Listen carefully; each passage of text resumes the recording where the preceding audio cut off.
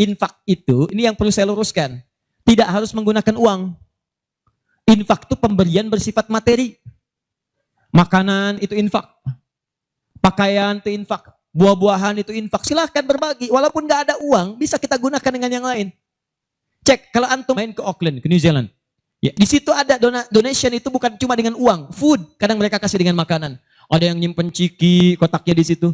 Di kotak infak itu, kotak dalamnya ada ciki, ada beras, dan macam-macam. Sampingnya ada yang uang. Cuman mesti dilihat dulu bagaimana bentuk kotaknya. Ya, kalau kotaknya belahan kecil, itu pasti uang. Bukan beras. Oh, ini beras nih. Dibuka dulu karungnya, diginikan. Tidak, bukan. Silakan bebas. Ya, dan itu nilainya tinggi. Kadang-kadang antum lupa di majelis ilmu ada snacknya. Walaupun cuma kurma dapat 2, bagi 1 dengan teman. Air misalnya tidak harus semua oleh antum. Begitu antum bagi langsung dituliskan 700 kali lipat paling minimal. Demi Allah saya katakan paling minimal 700 kali lipat. Makanya zaman Nabi itu ada satu keluarga yang berlomba tuh mendekatkan diri pada infak walaupun dirinya kekurangan. Agak aneh tuh cara berpikirnya. Ya, jadi kalau dibandingkan manusia sekarang nggak dapat. Saya mau tanya begini, antum di rumah persediaan, antum punya anak 2. Antum dengan istri, 1 suami, 1 istri, 2 anak. Di rumah ada persediaan makanan untuk 2 anak antum saja. Antum aja nggak makan malam itu, cuma ada anak 2.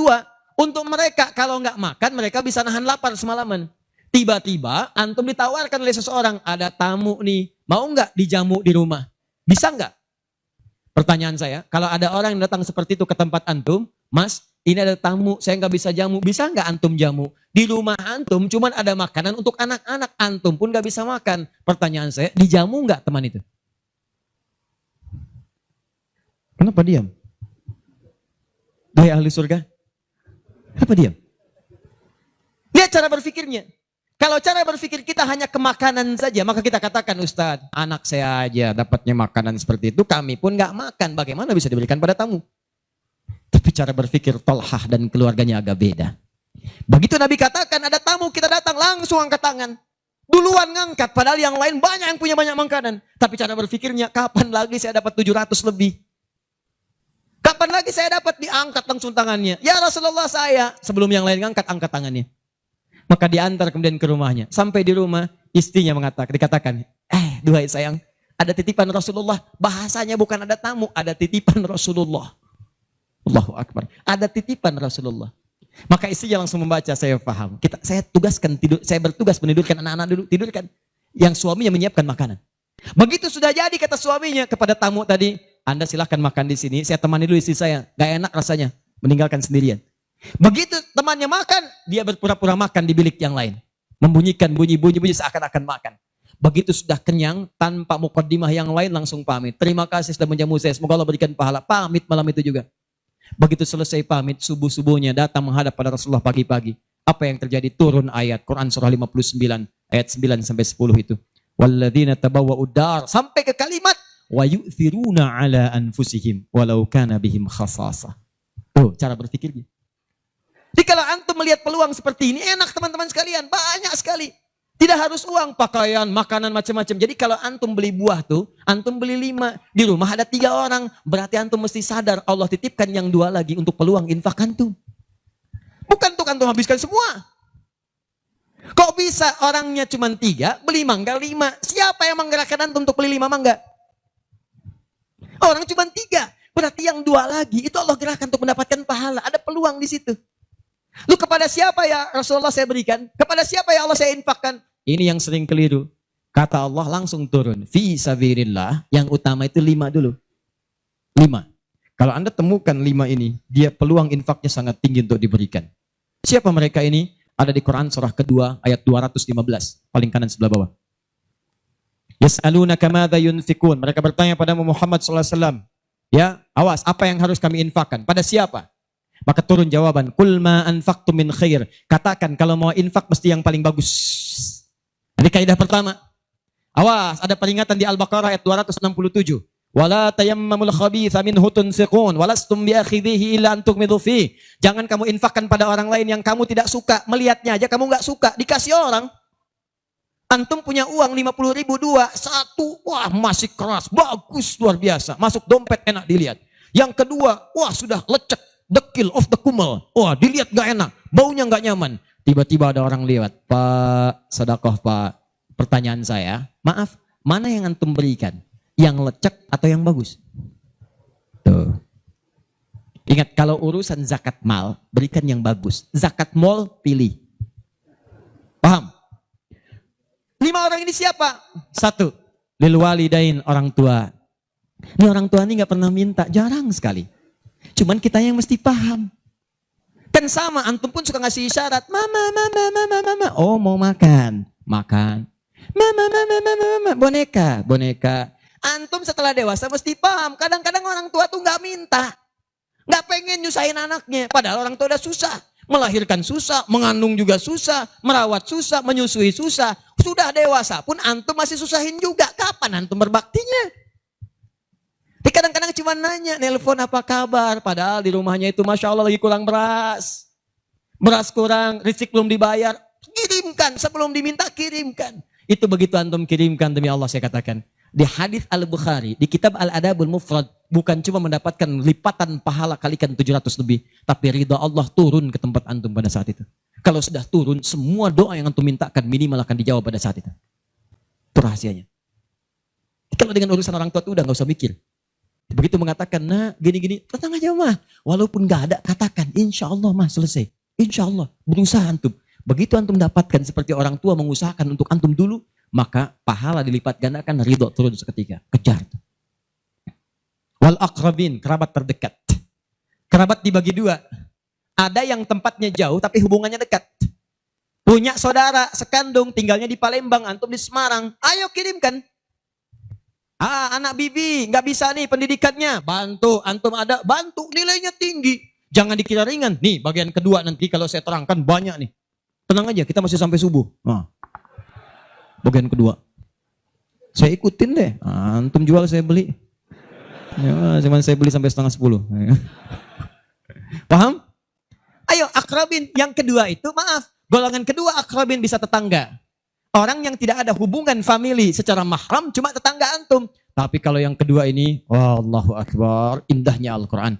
Cek oleh antum, silahkan cek. Walaupun beda agama, itu tetap ada peluang infak. Gak ada ketentuan ini kecuali di Quran. Gak ada aturan ini kecuali di hadis. Buka Quran surah ke-31 ayat 15 paling kiri sebelah atas. Ada anak muslim, orang tua belum Islam, belum dapat hidayah. Kata Allah, urusan untuk ibadah pisahkan. Orang tua jangan paksa, doakan dia, silahkan dakwahi.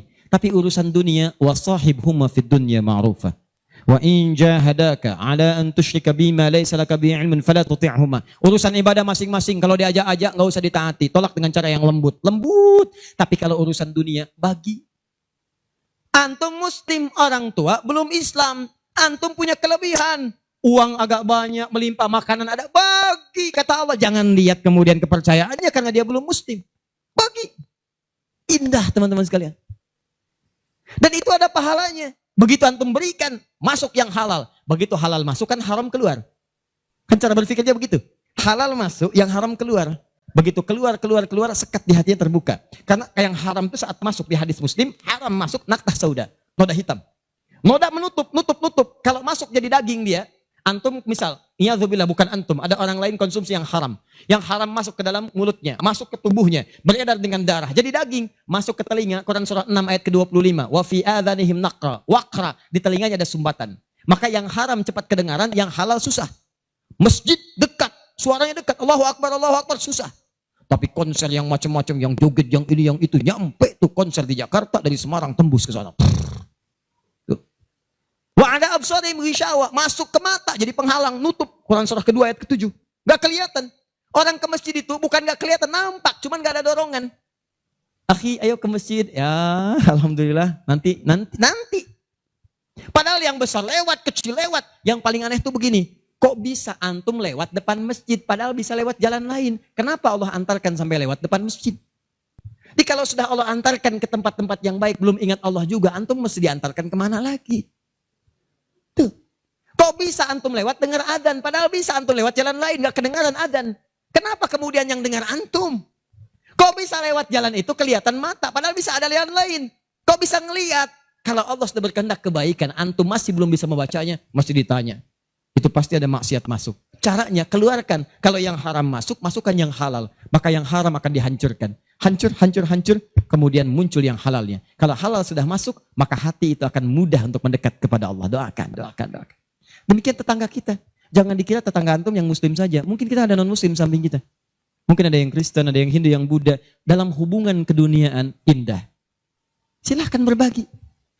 Apa antum gak pernah dengar hadis Nabi? Siapa yang masak makanan, baunya sampai ke tetangganya, maka bagilah dia walaupun cuma kuahnya. Tapi maksudnya bukan daging yang antum makan, kuahnya antum bagi. Bukan. Tidak. Maksud hadis itu walaupun cuma masak kuah, bagi juga supaya dia tidak negatif thinking, tidak salah paham. Antum gak ada ayam, adanya singkong, cuman dimasak bumbu opor. Bumbunya opor, tapi dagingnya singkong. Dimasak gak antum bagi, tetangga bilang, oh masak opor enak nih, padahal singkong. Dibagi walaupun cuma kuahnya. Tapi pertanyaan saya, apakah hadis itu mengatakan kalau tetangga Anda muslim saja? Tidak. Never. Walaupun dia non muslim, masak. Bagikan sebelum dia menghirup baunya, ketuk pintunya. Begitu diketuk dia keluar. Ada apa Pak? Ini ada makanan, walaupun sedikit mudah-mudahan bisa bermanfaat. Bapak baik sekali, terima kasih. Bukan baik, Allah yang memerintahkan saya untuk berbagi. Dan saat itulah kalimat Allah mengalir di hati yang paling bening, menghunjam ke jiwanya. Masuk jadi hidayah. Masya Allah, besok-besok dia ketuk pintu kan, Assalamualaikum, udah minta Assalamualaikum tuh. Sebelumnya tidak. Begitu dibuka sambil mengembalikan yang kemarin, ya panci yang kemarin dikembalikan. Pak ini, apakah Allah sudah memerintahkan berbagi lagi hari ini? Oh. Lumayan. Gak ada aturan kalau bukan non-muslim jangan bagi. Gak ada, indah dalam Islam itu. Jadi walaupun Anda kasih ke yang non-muslim, pahala dituliskan. Jadi jangan pilih-pilih kalau urusan dunia. Anda masak, ini samping Islam, sampingnya lagi Kristen, sampingnya lagi kemudian muslim, non-muslim. Bagi yang muslimnya, yang non-muslim tidak. Begitu dia ngelihat kelewatan dipanggil Anda. Pak, kayaknya enak makanannya ya. Memang enak Bu, cuman sayang ibu kafir. Oh, gak begitu. Gak ada. Jadi bagi teman-teman, silahkan. Dan pahalanya ada, indah. Cuman di kita tuh, coba lihat aturan antum bang aja deh. Kita fikirnya kumpulin lagi. Bab tumbuhan, sekarang kan lagi musim rambutan ya. Rambutan. Tuh, antum di pekarangan ada rambutan, tumbuh. Pohon rambutan, pekarangan antum. Cuman sayang buahnya ke tetangga antum. Terus ke sini. Maka dalam kaidah fikih disebutkan hakun mushtarak. Ini hak bersama antara antum dengan tetangga. Kenapa? Karena antum keluar rumah kelihatan cuman pohonnya. Dia keluar rumah kelihatan buahnya. Dan yang paling menarik, dia udah lihat buah, daunnya jatuh ke bawah. Dan kadang buah jatuh ke sini, membuat dia kesulitan. Awas, jangan sampai dia cuma ketiban sampahnya saja, antum kedapatan buahnya. Naik ke pohon rambutan, nggak boleh. Apa yang harus antum lakukan? Datangi dia, ketuk rumahnya. Sampaikan, Pak, maaf saya cuma mau ngasih tahu, itu ada pohon rambutan. Iya, saya juga tahu, punya bapak kan? Bukan, itu memang pohon saya, cuma buahnya merambat ke tempat bapak. Terus, itu hak kita bersama. Bapak nggak usah minta, begitu inginkan ambil aja, silahkan dapatkan. Aturan dari mana itu? Ini Rasul saya yang mengajari, Nabi Muhammad SAW.